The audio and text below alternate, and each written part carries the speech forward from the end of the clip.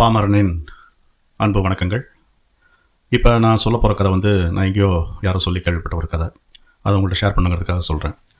முன்பு ஒரு காலத்தில் பார்த்திங்க அப்படின்னா ஒரு குரு, அவர் பார்த்திங்கன்னா ஒரு முனிவர், கட்ட பிரம்மச்சாரி. அவருக்கு ஒரு 3 சீடர்கள், அவங்களும் பிரம்மச்சாரி. ஸோ அவங்க எல்லாம் பார்த்திங்கன்னா ரொம்ப அந்த பிரம்மச்சாரிய விரதத்தை ரொம்ப ஸ்ட்ரிக்டாக கடைப்பிடிக்கக்கூடிய ஆட்கள். ஸோ அவங்க எப்படின்னு கேட்டிங்கன்னா, பெண்களை பற்றி நினைக்கக்கூடாது, தவம் எப்பவுமே பண்ணிகிட்டே இருக்கணும். அவங்க அந்த இயல் வாழ்க்கை அந்த மாதிரிலாம் எதுவுமே இல்லாமல் காட்டில் தவம் பண்ணி சுற்றிட்டே இருப்பாங்க. ஸோ அந்த மாதிரி அவங்க அப்படி சுற்றி நடந்து போயிட்டுருக்காங்க.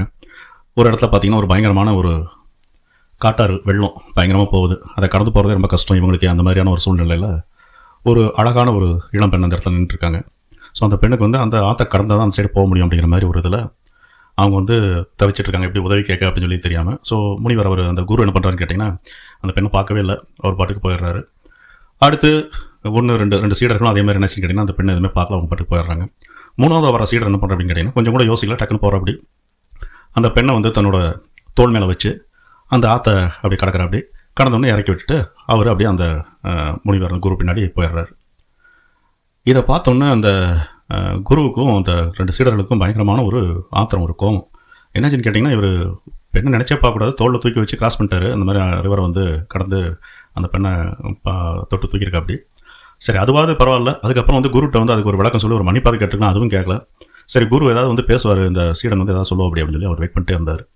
அது கிட்டத்தட்ட பார்த்தீங்கன்னா 1 நாள் ஆச்சு, 2 நாள் ஆச்சு, 3 நாள் ஆச்சு, ஒன்றுமே சொல்ல. ஆனால் அந்த குருனால் அதை சகிக்கவே முடியல, தாங்கவே முடியல.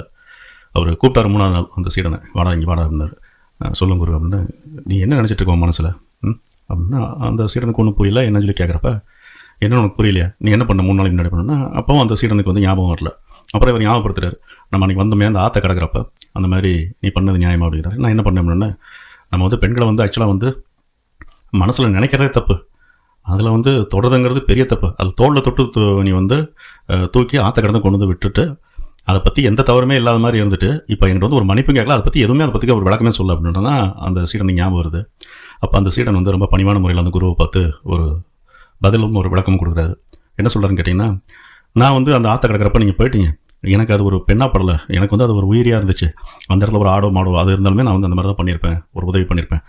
அதே மாதிரி எனக்கு வேறு எந்த ஒரு எண்ணங்களும், எனக்கு ஒரு தீய எண்ணங்கள் எதுவுமே இல்லை. அந்த பெண் அப்படிங்கிறது ஒரு உயிரியாக பார்த்து நான் அந்த ஆற்றை கிடக்கிறதுக்காக ஒரு உதவி பண்ணி முடிச்சதோட நான் மறந்துட்டேன். இன்னும் சொல்லப்போனால் அந்த ஆற்றை கிடக்கிறதுக்கு நமக்கு ஒரு 3 நிமிஷம் தான் ஆச்சு. நீங்கள் ஏன் குருவே உங்கள் மனசில் இன்னும் 3 நாள் அதை சுமந்துட்டுருக்கீங்க அப்படின்னு சொல்லி கேட்குறாரு. ஒரு அழகான கேள்வி. நான் 3 நிமிஷம் தான் அதை சுமந்தேன், கடந்ததோடு நான் மறந்துட்டேன். ஆனால் நீங்கள் 3 நாள் உங்கள் மனசில் சுமந்துட்டுருக்கீங்க அப்படிங்கிற மாதிரி அவர் ஒரு குருவுக்கு ஒரு ஒரு விடையாக ஒரு வினா, ஒரு கேள்வி கேட்குறாரு அவர்.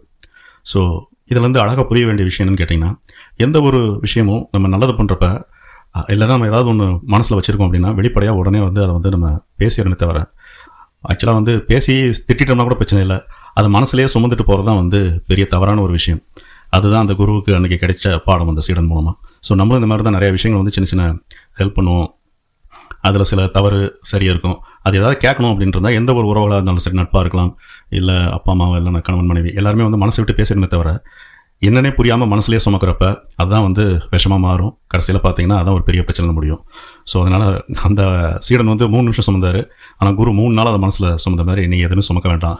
தயவுசெய்து எதுனாலும் வெளிப்படையாக மகிழ்வோடு நீங்கள் எதை கேட்கணும்னு விருப்பப்படுறீங்களோ அதை ஒருத்தருக்கு கேட்டு தெளிவு பெற்றால் வாழ்க்கை சந்தோஷமாக இருக்கும் அப்படிங்கிறது இந்த கதை மூலமாக தெரிஞ்சுக்கலாம். அனைவருக்கும் மீண்டும் பாமரனின் அன்பு நன்றிகள், வணக்கங்கள். தேங்க்யூ.